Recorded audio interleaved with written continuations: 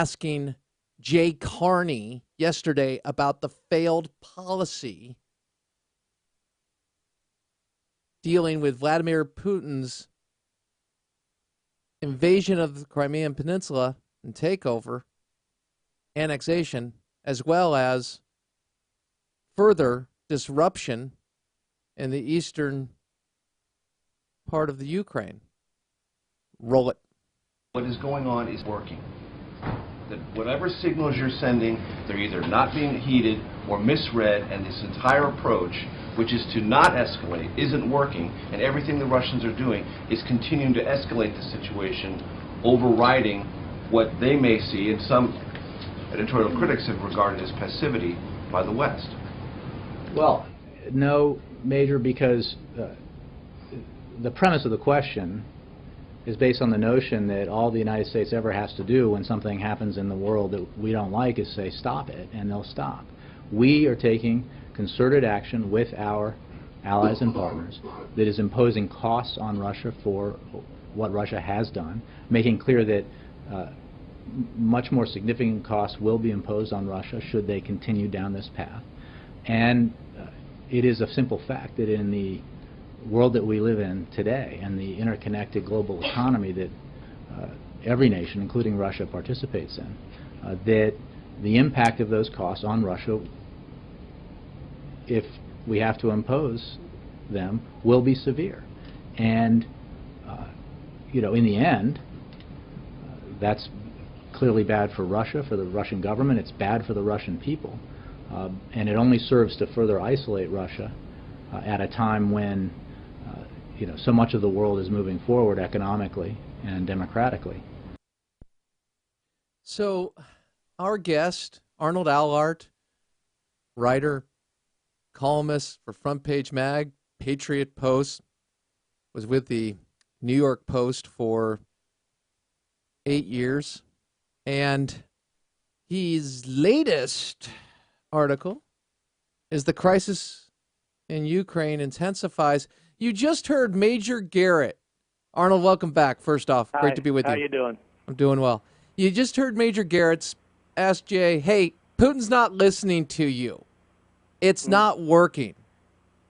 And Jay spoke to sanctions that would penalize Putin and remind him that there are costs of his action. It seems to me Vladimir Putin doesn't care. Well, I'm inclined to agree with you. You know, Jay may be crossing his fingers that whatever comes of this development, he may be getting more Soviet propaganda posters for his kitchen. So,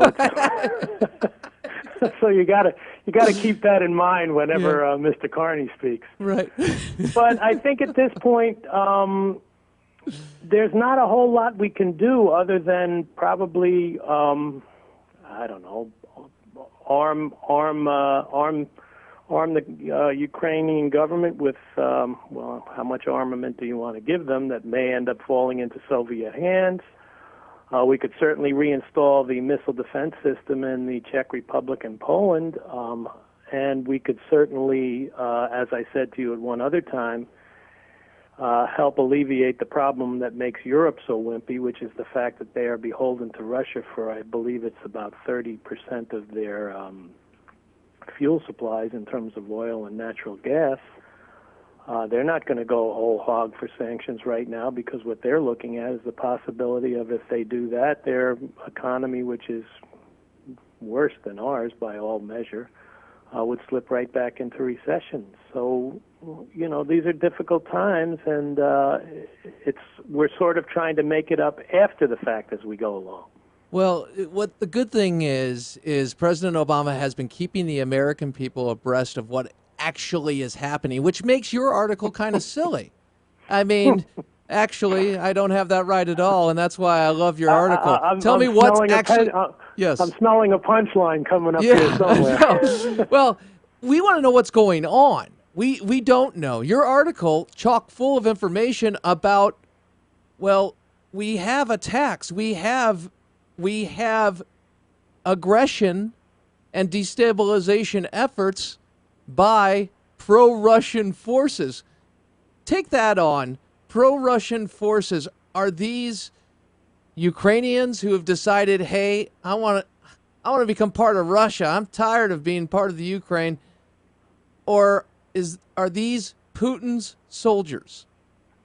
I think at this particular point in time, to make a positive statement about that one way or the other is virtually impossible. Okay. I mean, you're getting so much conflicting information. Just when I was researching this yesterday, just to find accurate information was very, very difficult because, again, as in any conflict, the situation is constantly changing.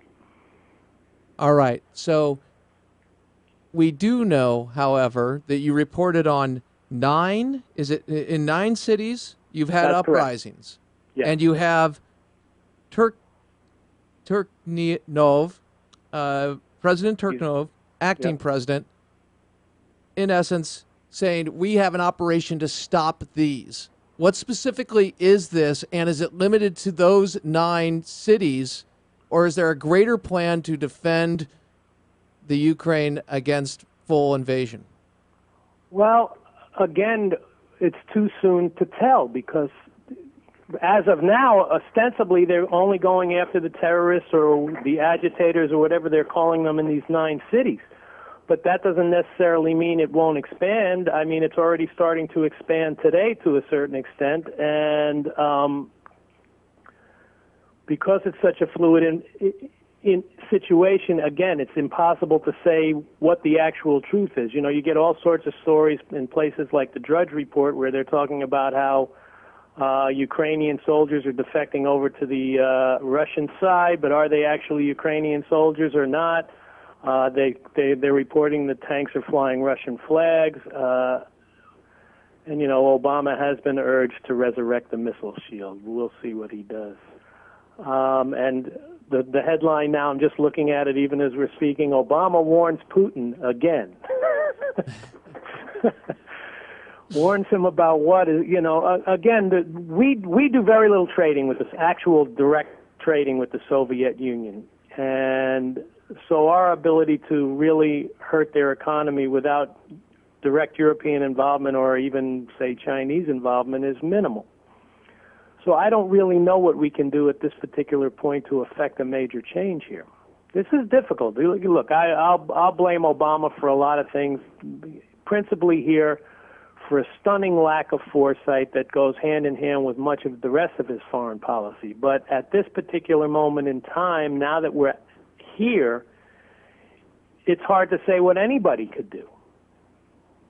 We could be informed about the issue and fill the vacuum of questioning what we stand for and who we stand with.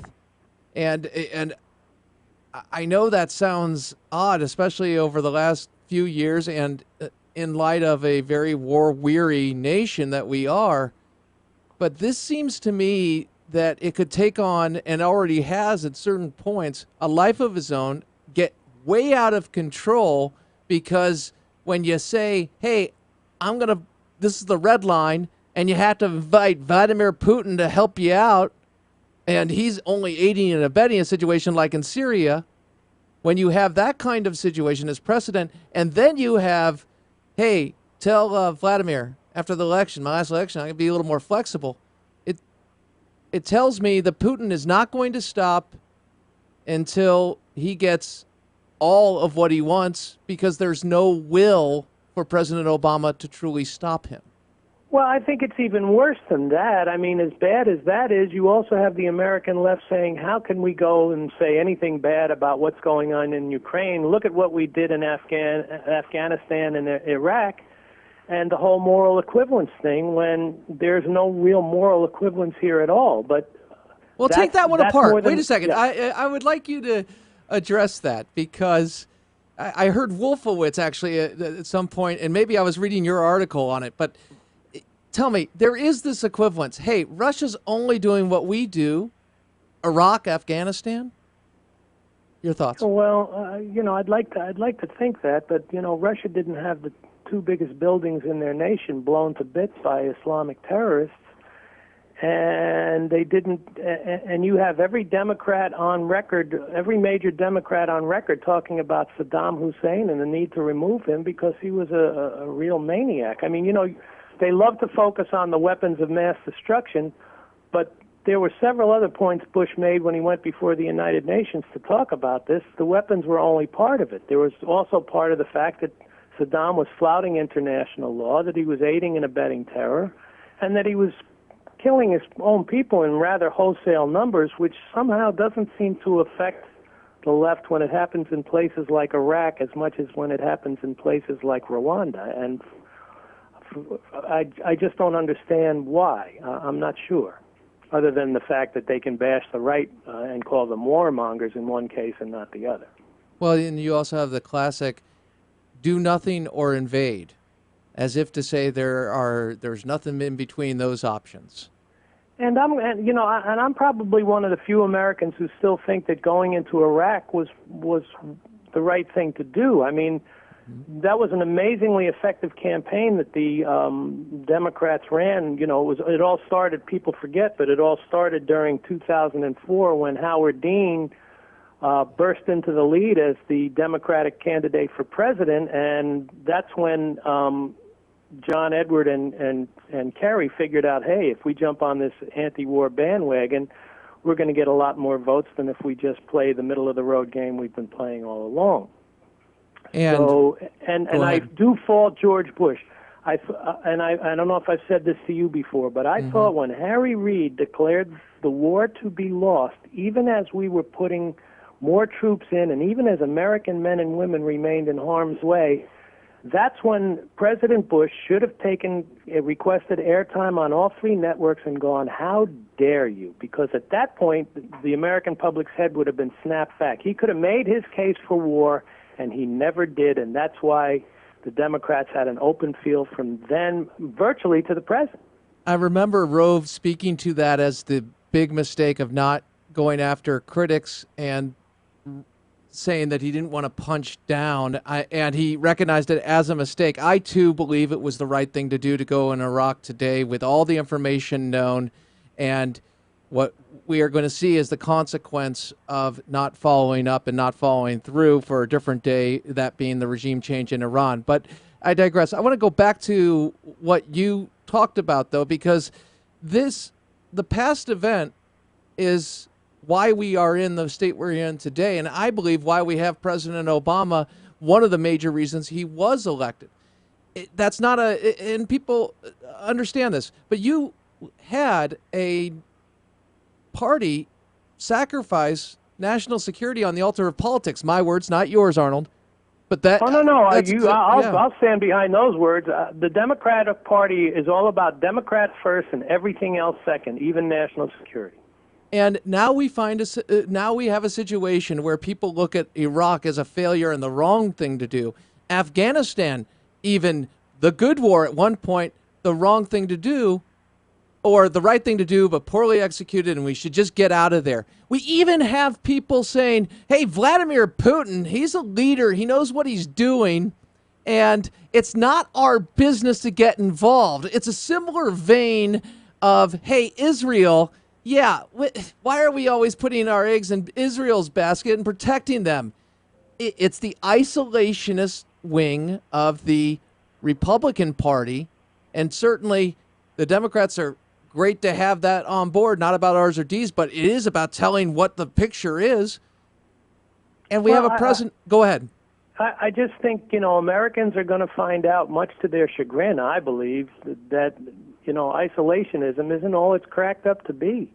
I mean, we were very isolationist prior to World War II, and that didn't exactly work out either. So, history has an uncanny way of repeating itself, and look, nobody really wants to be the policeman of the world. I concede that reality, but here's the problem.